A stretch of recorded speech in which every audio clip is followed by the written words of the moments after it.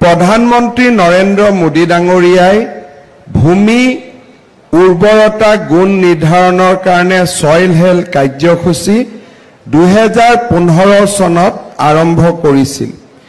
এই বছৰত আমি 10 লাখ ভূমি স্বাস্থ্য পত্ৰ জাৰি কৰিম। 4 লাখ ভূমি পত্ৰ ইতিমধ্যে প্ৰস্তুত কৰা হৈছে। ৰাজ্যত ভূমি কৃষি ভূমিৰ উৰ্বৰতা প্ৰশিক্ষণৰ বাবেও আমি নিৰ্মাণ কৰা পৰীক্ষাগাৰ পূৰ্বৰ 5টাৰ পৰা 26টালৈ বৃদ্ধি পাইছে। আমাৰ এই প্ৰচেষ্টাক কেন্দ্ৰীয় চৰকাৰেও বিশেষভাৱে স্বীকৃতি দিছে। ঠিক সেইধৰণে কৃষিৰ যান্ত্ৰিকৰণৰ বাবেও 816টা গ্ৰাম্য পৰ্যায়ৰ কৃষি যন্ত্ৰপাতি বেংক স্থাপনৰ বাবে আমি আগবাঢ়িছো, য'ত ভাৰত চৰকাৰে 9.5 লাখ টকাকৈ অৰ্থাৎ 95% ৰাজসাহায্য প্ৰদান কৰে। আগতে ৰাজ্যত 80টা এনে কৃষি যন্ত্ৰপাতিৰ বেংক স্থাপন কৰা হৈছিল। বৰ্তমান ই 816টালৈ বৃদ্ধি পাইছে। ইয়াৰ লগে লগে আজি আমি সমগ্ৰ অসমতে 96টা কৃষি জ্ঞান কেন্দ্ৰ আৰু এপাৰ্ট আঁচনিৰ অধীনত 93টা কৃষি উন্নয়ন বিষয়াৰ কাৰ্যালয়ো আমি ইয়াতে আনুষ্ঠানিকভাৱে উদ্বোধন কৰিম। আজিৰ দিনটো আমাৰ বাবে এটা অতি আনন্দৰ দিন।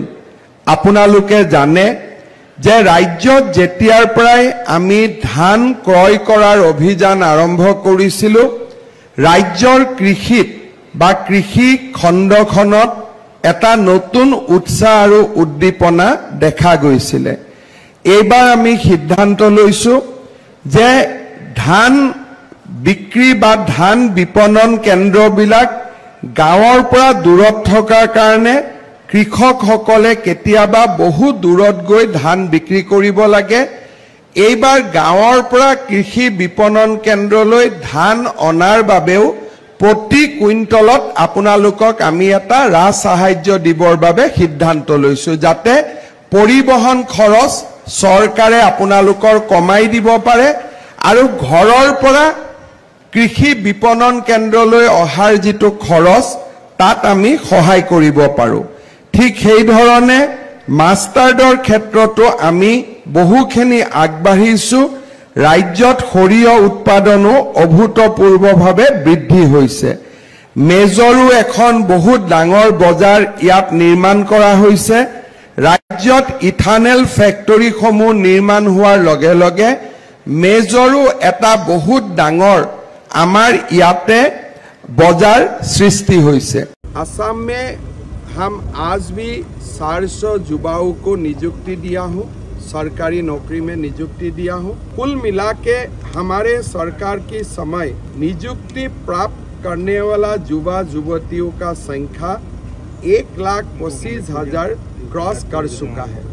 लगभग 40,000 पोस्ट का नियुक्ति प्रक्रिया अभी भी चल रहा है। हम चुनाव का समय 1 लाख सरकारी नौकरी देने का वादा किया था, लेकिन मेरा लगता है कि जब हम 5 साल पूरा करेगा तब तक हमारा नियुक्तियों का संख्या 1,70,000 तक स्पर्श करेगा। असम में कभी भी इतना बड़ा नियुक्ति नहीं हुए थे।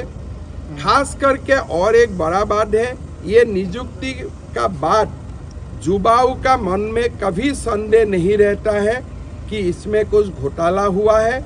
उसका कारण हमारा विश्वास जो हमारे लिए है, उनका कारण हाई कोर्ट वगैरह में भी एक भी केस नहीं होता है नियुक्ति का खिलाफ, और उसका कारण हमारा भी कॉन्फिडेंस बढ़ते हैं और निरंतर युवाओं को नियुक्ति देने का काम में हम आगे बढ़ रहा हूँ।